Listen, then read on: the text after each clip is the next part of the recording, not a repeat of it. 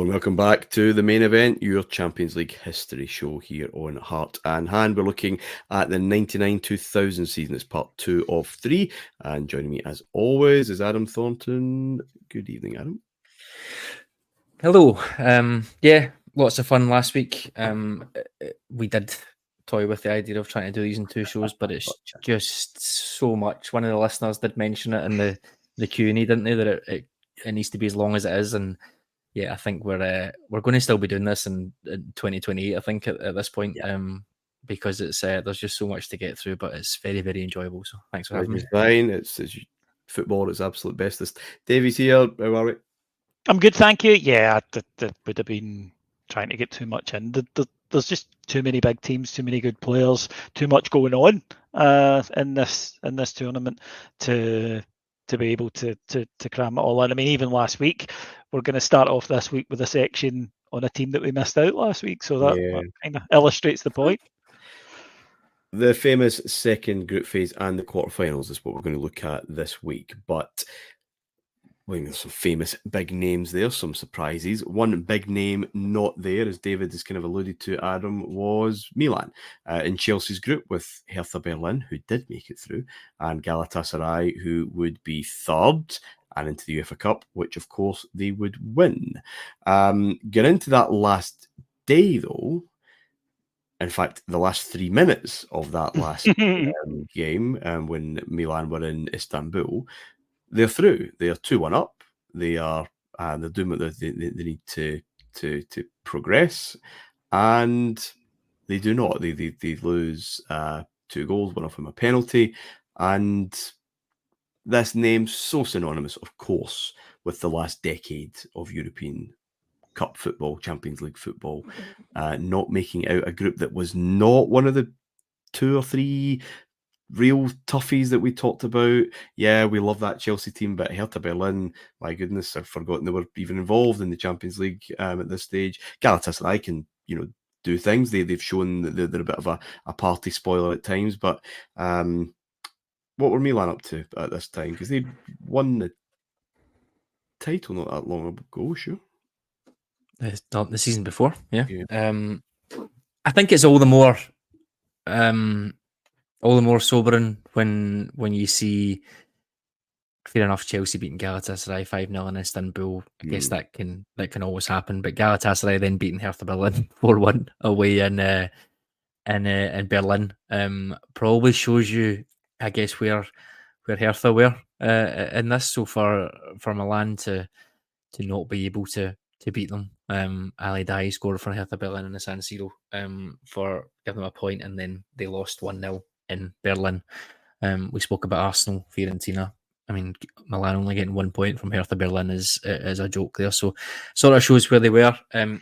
Again, really sorry to labour the point, but this struggle to balance domestic and European, they finished 10th, 97-98 under Capello, and Alberto Zaccheroni comes in, wins them the league in 98-99, a pretty poor competition, you have to say. Like we mentioned, Lazio and Roma weren't quite there yet. Juve were sort of fading a little bit. So Milan sort of came back into the 4.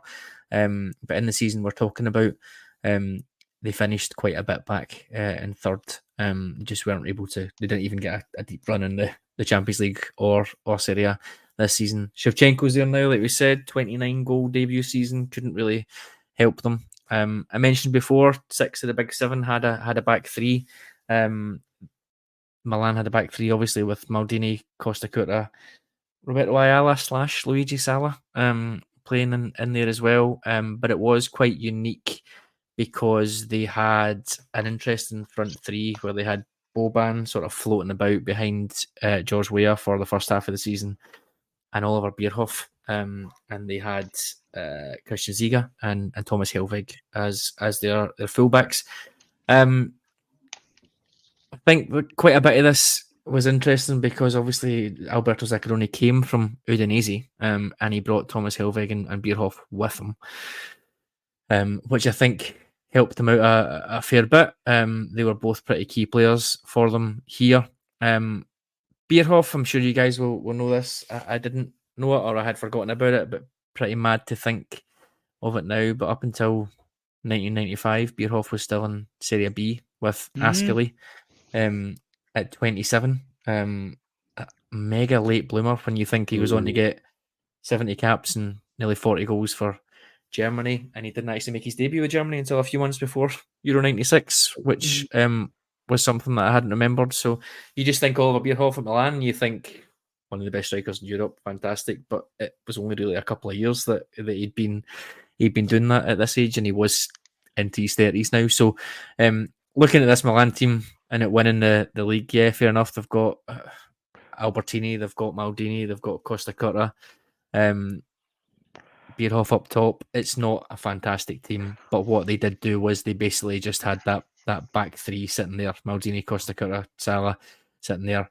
I seen a solid base in front of them with Massimo Ambrosini, who was good but not great, and Albertini, and then they just sort of let the sort of front three with the two wing backs just go and attack. So they were a lot of fun here, but they were by no means anywhere near what they were before, and it wasn't a great surprise, I think, that they didn't go on and get a bit of consistency here, because it was, I guess, a team set in a very specific style for this manager, and he was a little bit one-dimensional with it. In that sense, it was probably too big a job for him as well, without being unfair about it, or certainly too big a job for him to go on and have a bit of a dynasty with it. But yeah, you can't deny the season before they were pretty fun in Serie A, but yeah, the wheels come off this season. Big time. Right, let's get into these groups then, the second phase, and a bit of a specialist subject for you over the course of this so far, Adam, is Barcelona. Let's start with Barca there, and with Porto, the old Hertha Berlin, I think, in there as well, and Sparta Prague. So the two teams really punching up through those groups. It really is between Porto and Barca. Barca doing a bit of a job over Porto in those middle games pretty convincingly. We'll just leave Porto back a moment. I'm going to set up this quarter-final. Let's just talk about Barcelona, because they look rampant at this moment in time. Goals are coming from everywhere. Rivaldo continues that kind of frightening form that he brought into those huge clashes with United and Bayern, the season before. There's so much fun and games going on here. Tell me, let's go back to Catalonia in 1999. What are we seeing? Apart from that incredible centenary strip, is that what we're looking at the moment? Yeah. Loads of fun. 4-3-3, as you'd expect, with Van Gaal still. Really reliant on Rivaldo, Luis Figo getting their goals. This is the season that Deportivo La Coruña win the league, and it's really funny. I think I'm definitely getting more cynical now in my old age, because I remember that at the time and I'm thinking, God, that's brilliant, like fantastic. Juan Carlos Valerón, what a great story. I love that.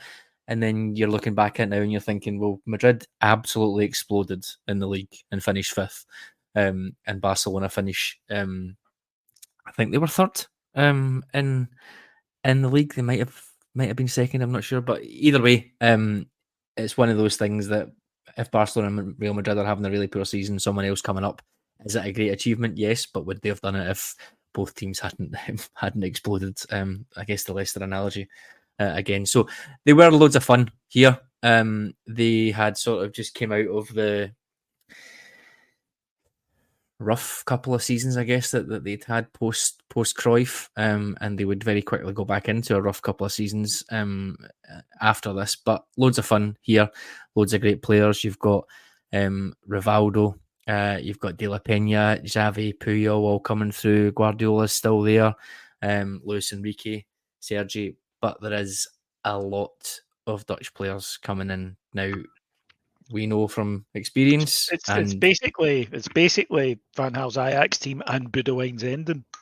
Yeah, aye, pretty much. He's got Ruud Hesp in as well. He's got 𝐶𝐿, I guess, who maybe wasn't there as well. But you're right. It's let's try and bring not the elite from that team, I guess, but let's try and bring some of the other ones in and make it a little bit of a Dutch enclave. Maybe trying to channel Cruyff in a different kind of way, but as we know at Rangers, and I guess anyone who followed the Dutch international tournaments around about this time, have a lot of Dutch people in the same place, and things don't really tend to go very well. So, but that takes nothing away from the fact that they were so much fun in this season. Like I said, nearly 40 goals across the 2 group stages. The 4-2 game against Fiorentina in the first group stage was loads of fun. So yeah, I would sort of class them as not, again, maybe similar to Milan, but on a different level, of course, but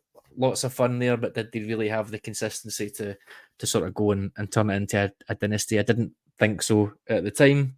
Heavily reliant on Rivaldo, as I mentioned, and then I think the summer coming up and the rise of the Galactico with their favoured son Luis Figo moving to Real Madrid probably does them quite a bit of damage emotionally, as well as the literal quality of the player leaving as well. And I'm sure it took them a few years to recover for that. Probably really until Ronaldinho pitches up, I would say, there. But yeah, can't take away from how fun they were at this thing. Davey, we'll leave the other 2 Spanish clubs for later on, the 2 that are going to make the final. But once this group phase concludes, when does it conclude? Let's just check. End of March. If someone was to say there's going to be a Spanish team wins the Champions League this year, surely the money's on Barcelona. Oh yeah, definitely. Yep. Because as Adam mentioned there, it wasn't simply the results they were getting, it was the style in which they were achieving them. They were blowing sides away. They were racking up goals, and they were playing with a sort of freedom and a verve that really was absent from their league form, incidentally. Their league form this year's a bit of a pushing a car up a hill with a handbrake on season. They just felt bogged down domestically. And there was a lot of criticism of them, within the club, the anniversary season, all that. But in Europe, they were coming alive. And by the second half of this season, when it becomes clear that the league campaign is going to be at best very difficult, then there's a focus in it, destiny, 100 years, we're going to win the Champions League. And it becomes almost a self-perpetuating thing. And almost a deflection for the really poor league form, or the really average league form. Real Madrid's league form is really put Real Madrid on a fucking house fire up until Christmas. But the way that they played football, Adam mentioned the players there, they were so set up in this way that they had that almost the thing of mid-90s Ajax of just, we are going to go out and we are going to score a shitload of goals and you can try and keep up with us. And if you manage that, well done to you. Now, in Spain, sides were able to shut that down more effectively. In Europe, nobody seemed to have an answer to it. And if you had said to anyone, Martin, at that stage, after group stage 2, there will be 2 Spanish sides in the final, anyone who didn't say Barcelona would have been, carted off somewhere, I think. Yeah, absolutely off it. Adam, I'm very famous on this show already for just trying to rely on my fading memory for stats instead of doing any research, because I got Zola's start at Chelsea wrong last week. But Deportivo, just very quickly, when they won, that's Roy Mackay, Deportivo, right? Roy Mackay played for them that season. I'm not going totally insane. Yeah, Roy Mackay, Diego Tristan. Tristan might have been the year after that, but I'm pretty sure Mackay must, because he just looked incredible. But this isn't a show about La Liga, and we'll get to Deportivo and all of their goals and comebacks. Who was the Brazilian that they had? Denilson was at Betis, and Deportivo had another D. 𝐵𝐿', that's who it was. Yeah. Scaloni was there as well. I'm sure this has all come flooding back to me. Scaloni, Argentina manager. I'm fairly sure was kicking about as well.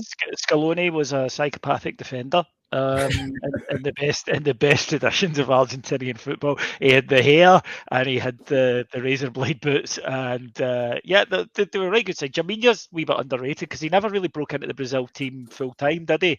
And at that point, that's sort of what it's interesting. Denilson's more famous than him, despite 𝐵𝐿's career success being significantly more. Just the way things go, I suppose. Yeah. I'll jump down to Group D, from A to D, and we've revisit Lazio and Chelsea, who were Again, a lot of fun in that group phase. Lazio win this just in the end. They go to Stamford Bridge and beat Chelsea 2-1. Come from behind, I think, to beat them 2-1 to take top spot in the groups, which therefore means a top seed. They're going to have to. They'll get to play a runner-up in the quarterfinals, and Chelsea just get through. Again, Feyenoord are in this. Marseille are in this as well. Marseille cut adrift really, but Feyenoord are in this to the kind of very end. If they'd gone to France and won, it might have changed things if the result in London. So you get at that last game certainly with 3 teams who could possibly qualify for the quarterfinals. And again, I'll start with Davey here. Just lots of fun, just games and goals and contests every week. This is a concentrated bit of group football the way it kind of should be, with maybe just one team having to kind of lose out.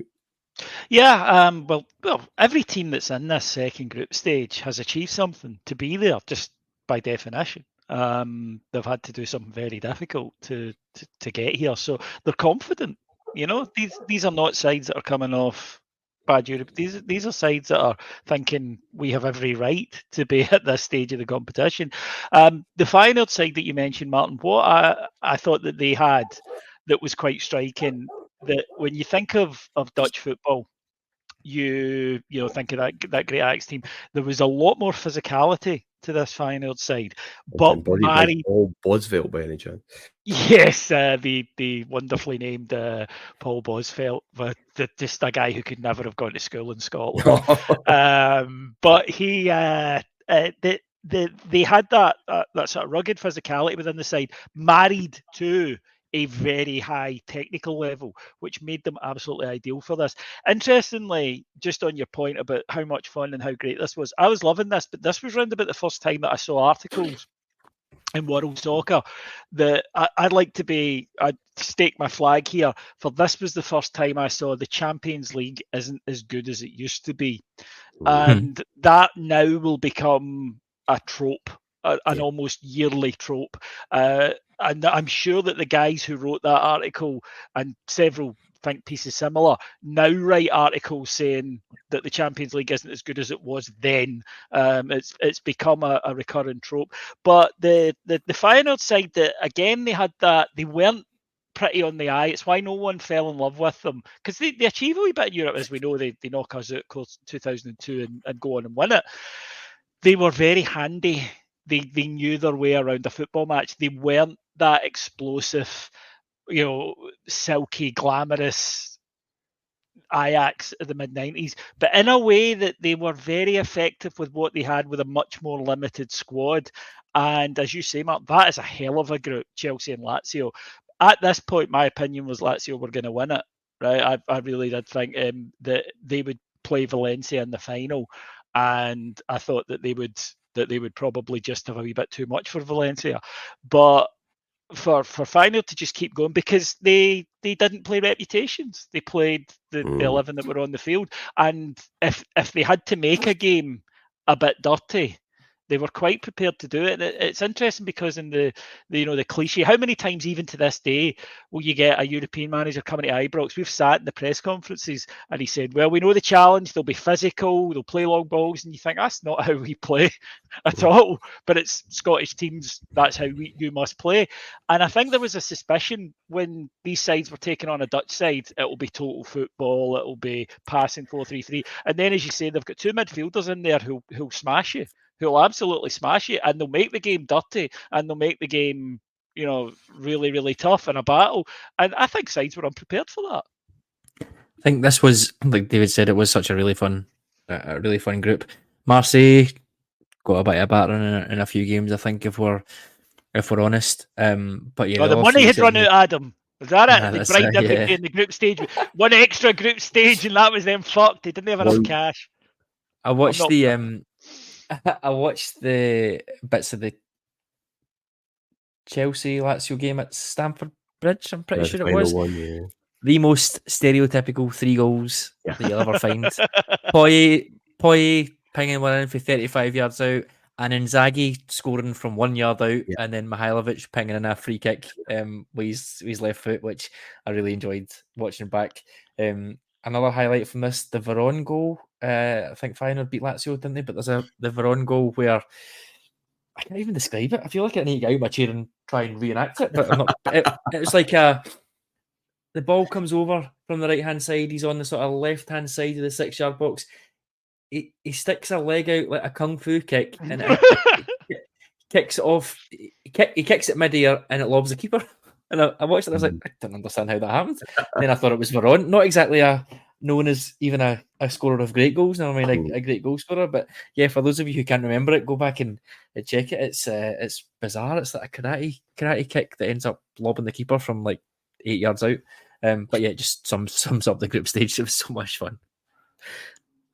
So one of these quarterfinals, and maybe this is something that we haven't really spoken about so far often, but we're going to speak about a lot in this show and next week, and I'm very sure we're going to speak about a lot going forward, is explosive moments in knockout games. Chelsea play Barcelona. Barcelona, as we said before, one of, if not the favourites for the tournament. Chelsea are 3-0 up at half-time. Zola, Flo gets a couple, rampant. And we're going to see this a fair bit, actually, in this this particular Champions League. But this seems new, Davey. This games seemingly getting away from teams in a very kind of short space of time. We're used to seeing it now. The Champions League, as we speak, and Christ knows when we actually finish this season, but you know, we're seeing it at the end of 23-24. The last few years have seen knockout games see 2 or 3 goals very quickly, and then second legs, big turnarounds. This Chelsea and Barca quarter-final does feel quite modern. Barca do get a goal back. It's 3-1 at Stamford Bridge. They go 2-0 up. But then Flo scores in the Nou Camp. It's 2-1. Chelsea just get their nose ahead. Danny Garcia, I think we'd be mentioning him in the show, but he gets Chelsea back to Barca back to that 3-1 parity. Goes to extra time. I think Rivaldo scores a penalty, then Kluivert kind of puts it beyond that. But these big swings, explosive 10-15 minutes, it's kind of what we enjoy now, but it's a hallmark of this knockout. Yeah, I would say so. I think that there's a number of reasons for that. Firstly, the move that, you know, we're reaping the benefits, I think, as football watchers now, which is the onus being placed more on attacking players. Yeah. It's still under a decade, Martin, since the pass-back rule has been eliminated, right? Which seems now like, tackle from behind. It was a lot easier to shut down a game when you had those advantages. You know, when, you know, how many times the Arsenal 1-0 at the Arsenal George Graham side, the ball would go back to the keeper constantly and the game would just be completely shut down. So now you're getting this growth because of the international transfer market's far wider, that everybody, of course, if you've got some money to spend, primarily you'll go out and buy yourself a forward if you can. And we're now getting this, and I think another thing about it is the glamour of the ties, the atmosphere that's created at matches now, the glamour of the ties, the excitement that fans have for being in the latter stages of a competition. We don't have to look too far back in our own history for a run where the crowd play an active part in European campaigning. And I think that now there is a sense of, especially if the side starts well, we can do this. Right? If you know, if we go out and we play absolutely at our top level, we can do this, and it can feed on itself. Nervousness, of course, goes into the opposition side, and you know, we've seen some amazing sides. PSG were famous for it in recent years, but even that Barcelona defeat where they go to Anfield 3-0 up and somehow contrived to lose 1-0. We've seen these comebacks, and I think a part of it is teams are not as effective at shutting down a match as they once were. I think the rules are designed, and there's a greater influx of attacking talent. Plus, because of the stakes, then the atmosphere within the grounds can be, you know, absolutely incredible within it. One thing I'm interested in, though, you mentioned there that this is becoming, I think, more and more common, and kind of from this period. And I noticed a few of the matches when we were going through them, goals in bunches, teams panicking when they concede and losing 2 or 3 in a 10-15 minute spell, and not, rubbish sides, not basement dwellers. Good sides, solid sides have a bad 15-minute spell and they're in serious bother.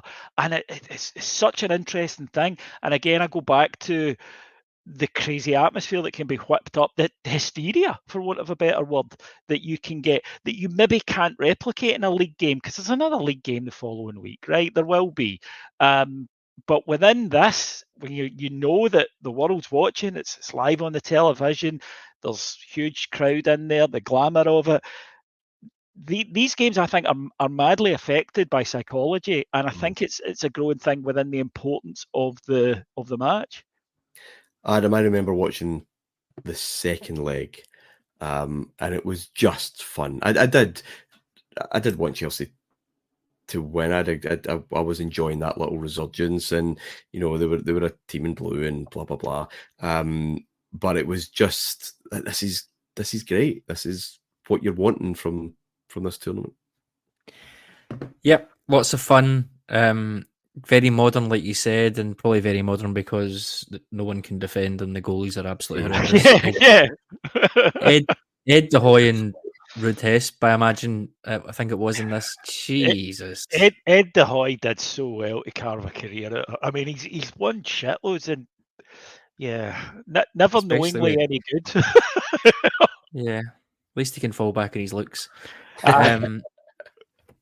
Is it the first leg? I think is it Flo lobs Rudest and the ball gets like 6.5 feet off the ground. I think it's an absolute riot. To Adam's point there about defending, I think the onus had completely switched, and teams wanted to go out and they wanted to win in a certain way, and they wanted to win in style. And United's sort of swashbuckling thing the year before, Martin, had captured imagination in the way that, with no disrespect to our sides, that Real Madrid and Manchester United can do, and Liverpool latterly can do because of their international reputation. And I think that it had sort of captured the imagination that you had to win. And you mentioned last week about Serie A is about to kind of hit the wall financially. And a big part of that is overspending on attacking players. And Serie A moves away. Now Serie A, there's goals that fly. You'd hate it. I mean, there's goals that fly in left, right, and centre in Serie A these days, and Adam's right, nobody can defend on it. And I just think that the entertainment side of football begins to be a consideration, and owners now start demanding, I don't just want silverware, I want to play, like this side. And then, at this point, it's Wenger. Remember, everybody wanted to play, the early 2000s the way Arsenal did, and then Pep with Barcelona, and Pep's influence is such, if you watch a League Two match now in England, you've got centre-half bringing the ball out and passing it.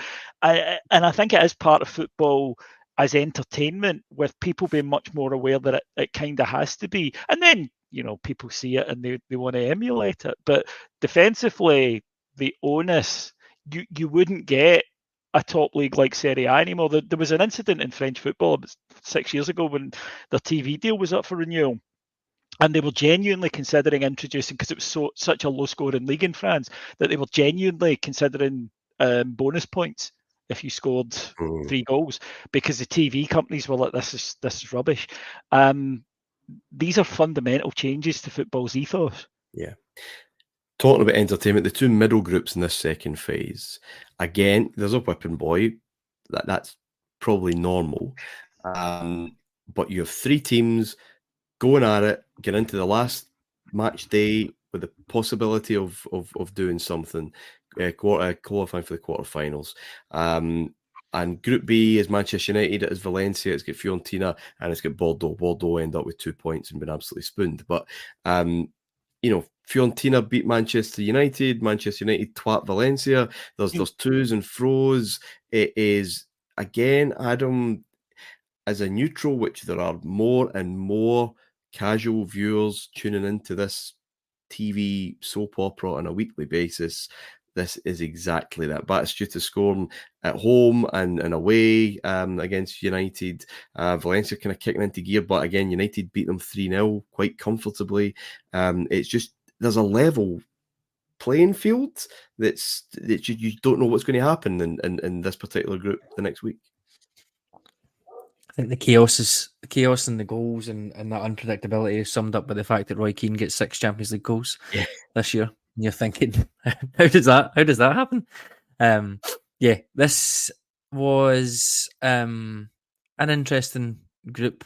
Again, like you mentioned, Bordeaux, maybe like Marseille in the other group, very quickly becoming the whipping boys. But the other 3, maybe much of a muchness. They all sort of traded blows. Here I think it was pretty even, certainly between Fiorentina and Valencia. I think Manchester United, with the 4 wins, sort of did enough to absolutely get through. They didn't really have any aberrations other than, I guess, the Fiorentina one, but even then that can happen when you've got Batistuta and Balbo, like we said. So I think it was interesting. You're starting to see Valencia really sort of putting it away now. There's a couple of high scoring games in here. Adrianelli, who I was a big fan of, Kelly Gonzalez as well, really starting to come to the fore and give them a bit, because I guess we always just talk about Mendieta, don't we? And we talk about how fantastic he was at this point, but you can't,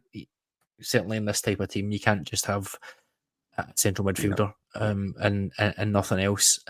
We'll come on to, I guess, a bit more of an analysis of them and how much of an interesting team they were. But yeah, you need to have a little bit of star quality in here. And I think Claudio Lopez as well up top was one for me who was fantastic, I think. And I think, again, we're maybe getting ahead of themselves, but that was the one that I think they really missed the year after when he goes to Lazio, because it stunts them a little bit. He scored a fair amount of goals for Valencia. He wasn't exactly what you would class as a number 9 striker, but he was just a really, really clever player for them. And I think they probably missed him moving forwards, despite, like I said, not really getting huge amounts of goals. He was just different level, and he really complemented Angulo and Kelly Gonzalez and Mendieta quite well.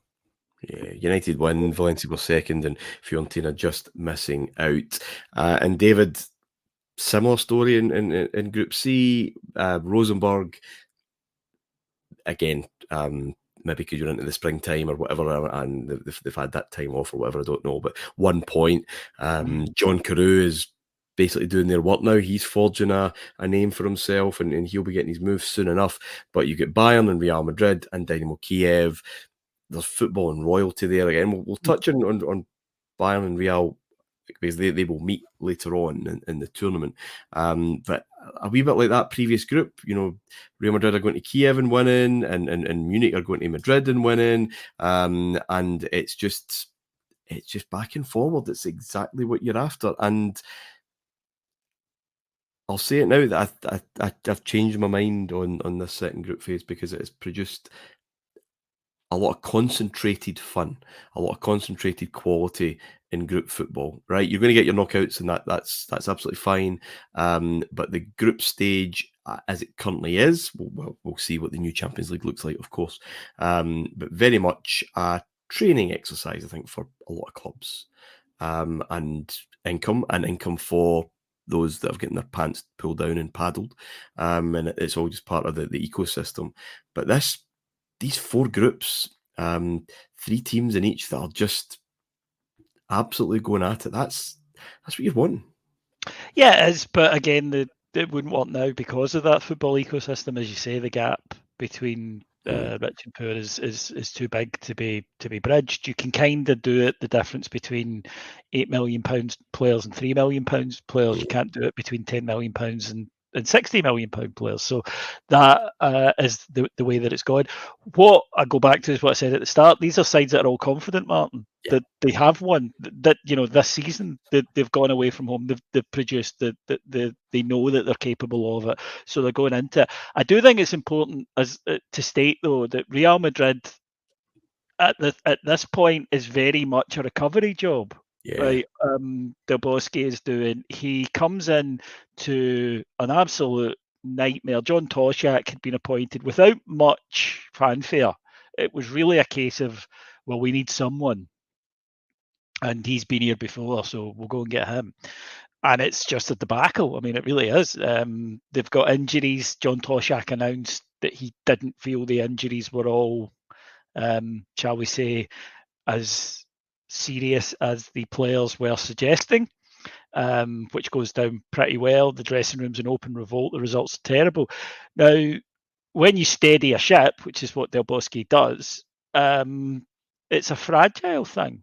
You know, there's still the lingering memory of the bad performances.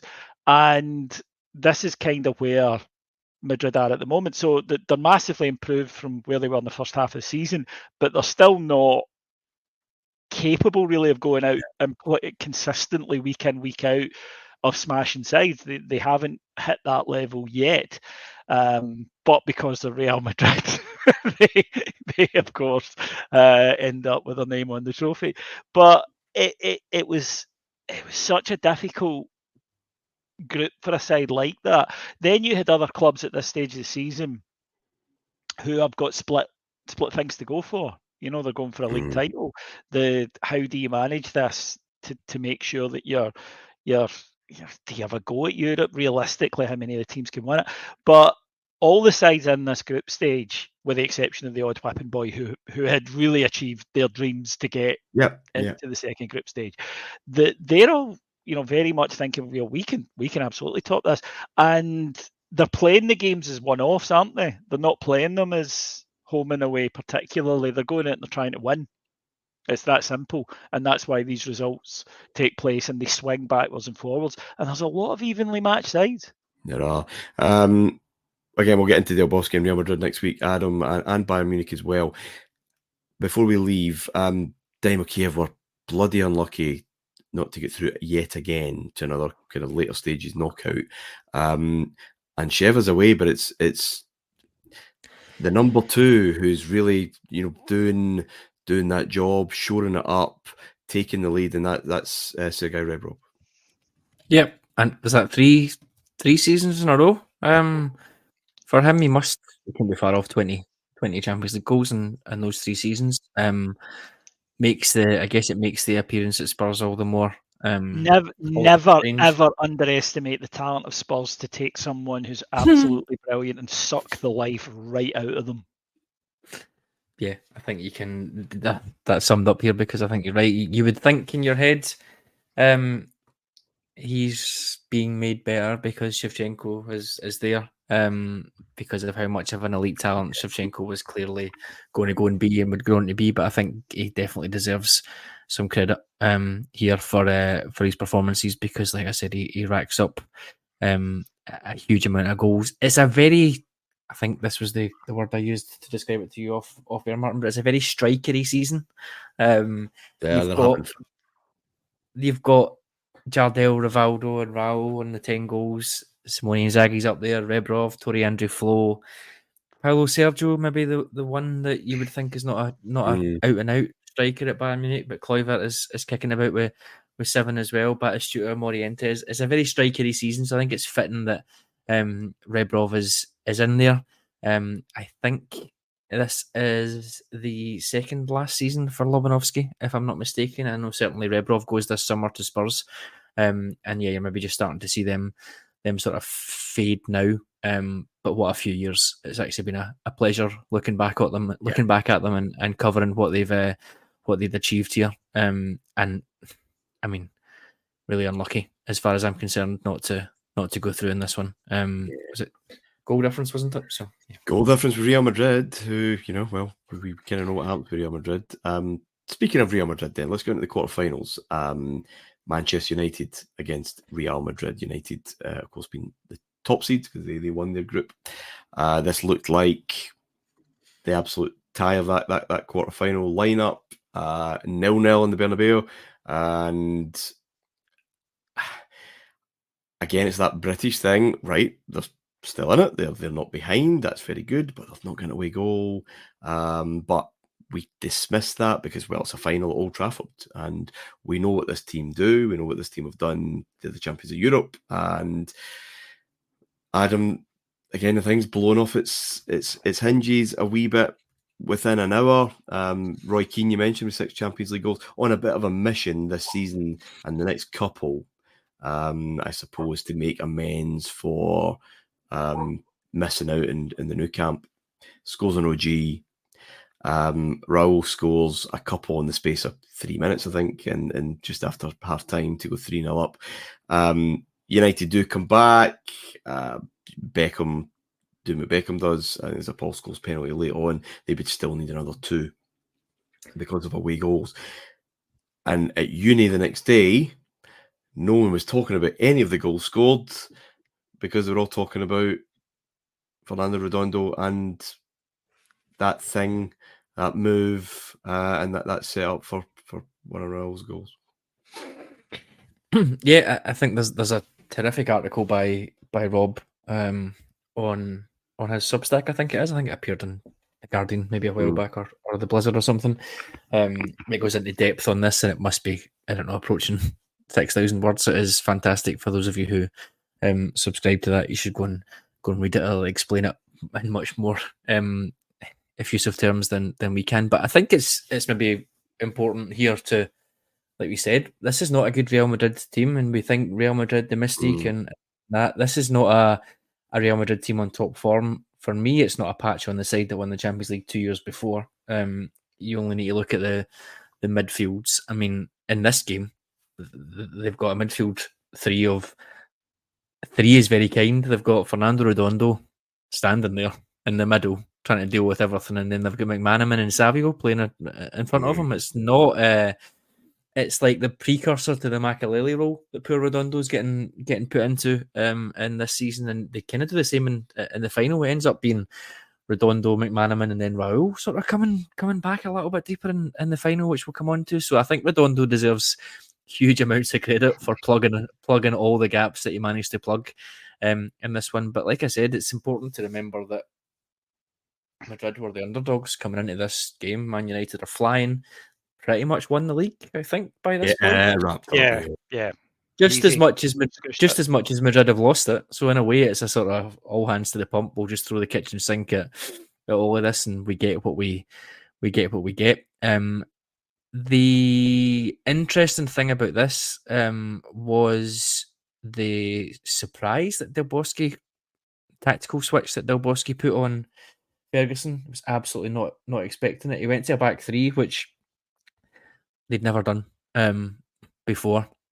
It just gave them that little bit of shape, and it meant that they could get the fullbacks up against United's fullbacks. If you think of Gary Neville and Dennis Irwin compared to Michel Salgado and Roberto Carlos, and you think of who should be attacking and who should be defending, and that's exactly how that came to pass. And it's a really good example, I think, when you look at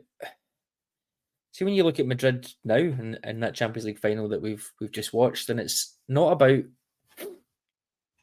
patterns of play, it's not about rotations or movements, it's about making the most of what you've got, or trying to sort of outfox your opponent. That Champions League final that we just watched there, Madrid were comfortably the second best team for large parts of it against Dortmund, but they just have this ability to weather the storm, is probably wrong, but just sort of stay in the game, I guess, and survive. And then at the end, ultimately, one of their players is going to come up with the goods. And I think this was quite an interesting parallel with that, because you sort of got that here. United had ridiculous amounts of chances. Yes, they're 3-0 down, and you can look at it and you think, okay, that's a doing, and great, they come back into the game when it was done. But Casillas had the game of his life at whatever it was, 19, 20 at this point.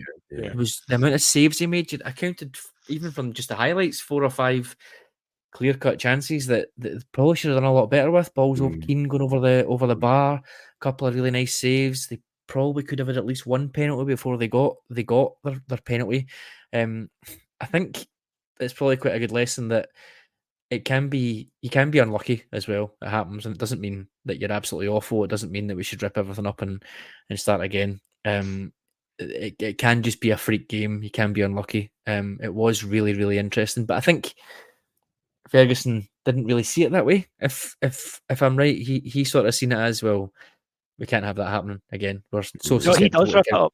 Yeah, he does rip it up. Yeah. Rob has said on here, and I urge you to check that article out, listeners. Rob has said before that Ferguson had a psychological hang-up about Real Madrid, and it goes back to seeing them as a kid in that famous final at Hampden and the aura of that side, that he had a bit of the Guardiola overthinking things when they were going to play. And Rob says that some of the players felt that he could almost communicate that to them, his wariness of Real Madrid in the build up to matches, not deliberately, but just subconsciously that there was an uncertainty that was there that wasn't there when Manchester United took on other sides, and that it was the one almost, and this is going to become something I think in the final, incidentally, that it was his personal bogeyman, and it'll be the same for Valencia,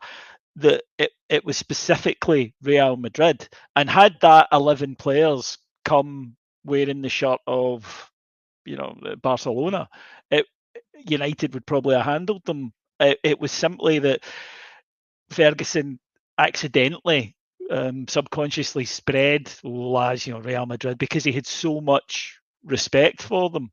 And you're absolutely right, Adam. He takes this to heart. He rips up the plan. What's interesting about this era is United are _𝐤𝐿 the title each year for 3 years. Really, they are just zooming in on it, and Europe becomes the absolute goal because they're finding things a wee bit too easy. Now, that'll change with the arrival of a certain Portuguese lad at Chelsea, and things will change, and United will actually drop to about third for a few seasons. So he has to kind of refocus. But at this point, he says, right, okay, I need to completely change the way we play. And it leads to open civil war. Remember the fans chanting attack, attack, attack, 4-4-2. Literally, the civil war against him, against Ferguson of all people. There's his decision that I'm going to retire, that he eventually comes back on. But that night, they were unfortunate, they were unlucky, but they give themselves too much to do. And I go back to something Martin said right at the start of this that we've mentioned before about British teams wasting the first leg. We got a 0-0. And Real Madrid weren't good that night. Had you been more ambitious, you could have won that match, and then it's a completely different thing. But this mentality of British, we'll get them back home, and then it's a final and a one-off. And you're like, lads, they're not unhappy about this. They're, this suits them. And when the third goal goes in, there is a genuine, palpable sense of shock around that stadium that is very difficult to recover from.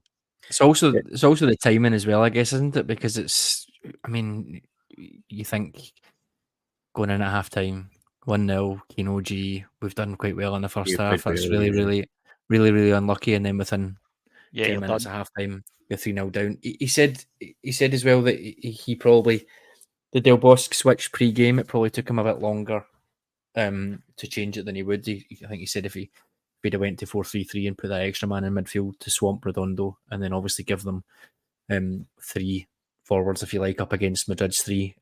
He thought they would have won it pretty handily if he'd have maybe reacted to that, whether it was at some point in the first half or at half time. So he sort of blamed himself there. But I guess that caginess that we're talking about then that does come in to them, and it permeates through domestic as well. I think when you think about them over the rest of the 2000s, I guess, they become very, very cagey in knockout football and counter-attacking. And this is the end of that first decade of Manchester United, free-flowing 4-4-2, wide play. Yeah, it absolutely is.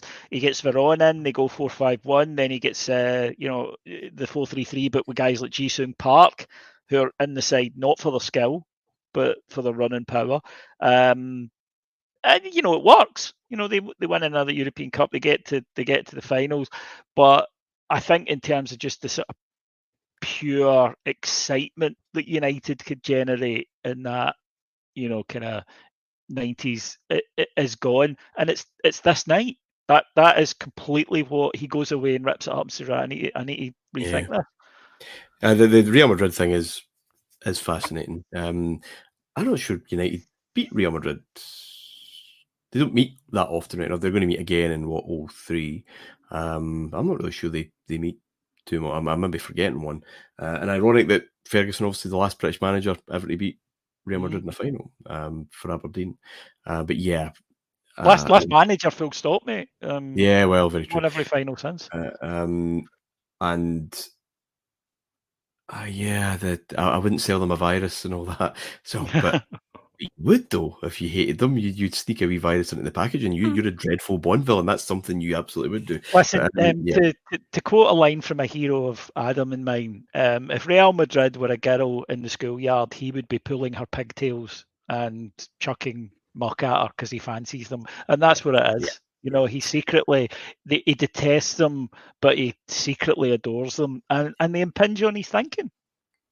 They do indeed. Let's be a wee bit quicker with the other two quarterfinals.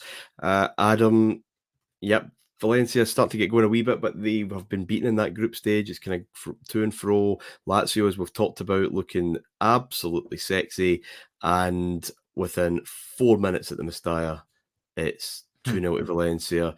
It ends up 5-2, and the game is done.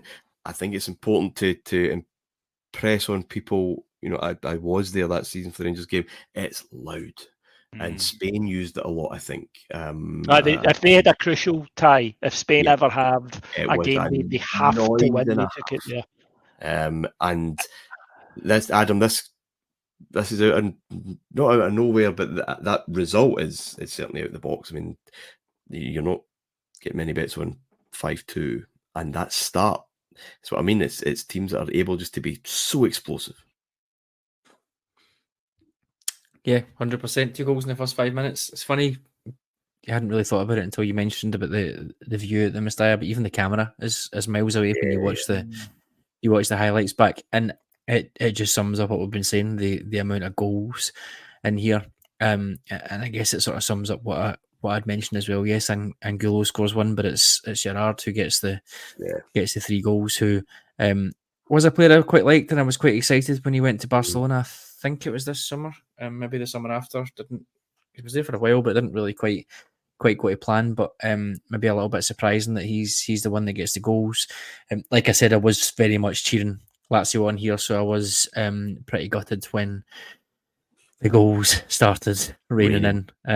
And okay, Lazio win the return leg 1-0, but I mean the damage was done it's never it's never likely that second leg.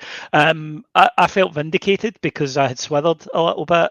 As you say, Martin, they lose in the group. They're good and they get through, but I was like, maybe I overrated them slightly. And then they did this, and I was like, no, I didn't. I was right. So well done, me. Yeah. The go back and watch this, folks. Please just do yourself a favour with sound. Turn it up. It's completely bananas. The place just, they get the early goal, and then madness descends to what I was talking about earlier about hysteria. And Lazio are full of world-class players, incidentally, and they're all looking around at each other. Is happening here, because this is just madness, and they get utterly swamped. Second leg, Valencia play it properly. They go out there and they're not defending the lead, but nor are they they're not charging forward, Martin, in the last minute. No. Yeah.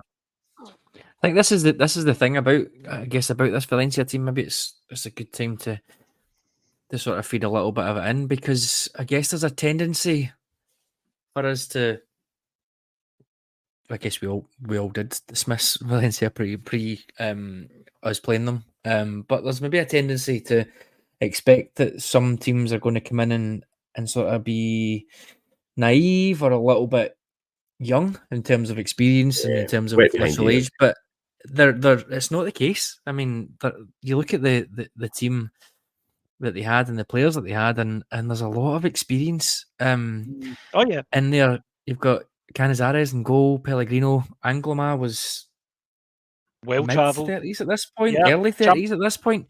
Champions League winner. Of course. So they were very, very tight defensively. And this midfield diamond that I know, Martin, you were a huge fan of. It's They really, really were. solid.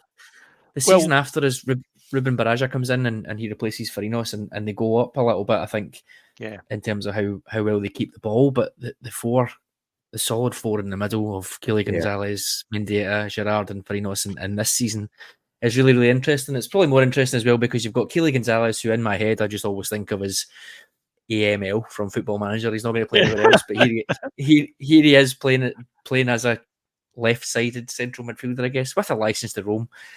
So it's just really interesting. But they're absolutely no mugs. 𝐾PR has them well drilled, very defensively sure. So going 2 or 3 goals up against most teams, you would fancy them certainly to see it out quite comfortably like they did. Mendieta for this 2-year spell is the best player in Europe, and so much so that Lazio, who, as we mentioned, are spending money like water, they must have him, and they eventually end up getting him.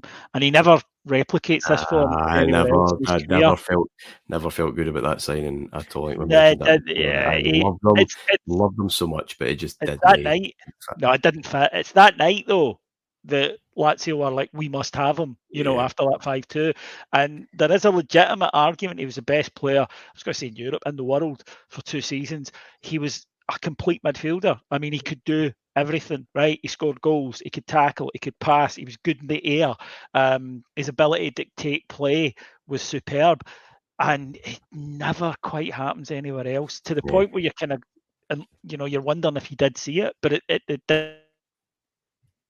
Extraordinary. I mean, Lazio ended up paying, I think, 32 million for which at the time was, absolutely well, 2001, I think. Anyway, the only thing I would say, sorry, Martin, the only thing I would say, just to finish off in Lazio's defence, if you can't even defend them, I'm not sure if, again, this balance between Serie A and the Champions League or injuries or anything like that, I'm not sure, or rotating players, but the lineup in the Mestalla is not as illustrious as the players that we've spoken about. I mean, you've still got Simeone, Nedved, stankovic, and Varane, but Simone Inzaghi's there, Matis Almeida, who was good but not great, but Salas is on the bench, Boksic's on the bench, 𝐾𝐨𝐵𝐿's on the bench, Sensini's on the bench. There's many other players that we've mentioned. There's no Nesta, there's no Mihailovic, so I don't quite know, without going back and looking again, I don't mentions and injuries there, Adam, but quite know what was going on, but yeah.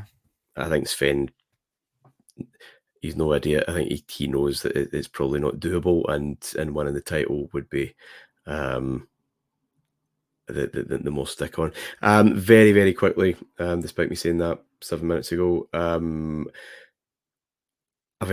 all this fun and frolics and goals, Bayern Munich and Porto doing things in a very proper way. 1-1 in Portugal, Jardel, and who's the Bayern Munich boy now? Paulo Sergio. And they do the same in Munich, and then Thomas Linkas spoils it all by getting a 93rd minute winner for Bayern to put them through, and maybe Jardel very quickly, David, just maybe this is the end then. Yes, it is. Sensational few years that what could have been, but he was brilliant this season again. Still doesn't stop the bastards going for Galatasaray against us. No. Just to rub it in. But yes, at the very, very top level, this is probably him done. But what a few years it was. 55 goals in all competitions he got this year. 37 in the league. In 34 games. These days, of course, a guy would never stay at Porto though. Through that kind of form, he would have been, he'd be in England. I'll feed the passport. Okay. Thank you once again. We are in the semi-finals and the final, of course, next week. 3 Spanish sides and Bayern Munich in that semi-final lineup. And yeah, plenty to talk about when we get there. Thanks, Davey. Pleasure as always, mate. Thank you. Thank you, Adam. Thank you. Until next time. Bye for now.